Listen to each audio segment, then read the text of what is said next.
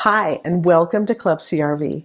I'm Lori Lambert Williams, and I'm here today to talk to you about those pesky stray cats and AOLs that plague you when you're remote viewing. What do you do about that when you've got so many nouns in your head and they are just coming at you one after the other? And you're just in naming mode or identifying mode instead of describing mode. Well, here's a quick tip.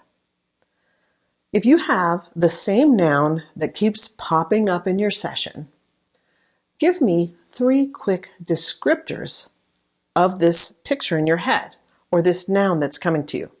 I'll give you an example. Let's say that in my session, I become convinced that there is a cute little brown puppy at the Target. I see the brown puppy in my mind's eye. Well, if I were to give some quick descriptors of that puppy, I might say soft, cute, brown, furry. Just some quick descriptive things describing what I'm actually seeing. I could put those things on the left because they are perceptions, and that would help me kind of break that up, because sometimes your subconscious mind is just trying to tell you there's something soft and furry at the Target. So another thing to keep in mind, if you have a string of nouns that are coming in, look at those nouns and see if you can see a pattern. For example, are those nouns trying to give you information about the target? I'll give you another example. I was doing a target once, and I kept getting things like Japan, South America, Saudi Arabia. And I was like, why am I getting all these foreign countries? And then I found out when I looked at my feedback that the target was actually in a foreign country. It was not happening in my country. So sometimes your stray cats are trying to give you information. Another thing to look at when you're looking at stray cats is if they are trying to clue you in to a gestalt that you might have missed in phase 1.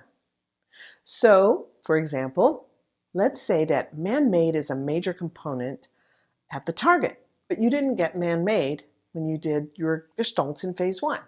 Now you're in phase 2 or phase 3, and you keep having nouns pop in like car, boat, airplane, and you've got those written down and set aside as stray cats. Well, what's the common denominator? They're all man-made objects.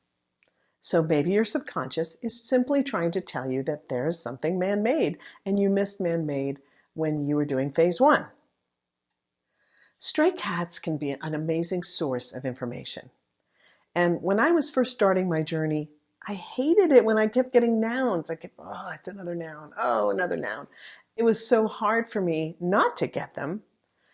And it took a while for me to learn to appreciate the kernel of truth that is locked inside every noun that comes to mind.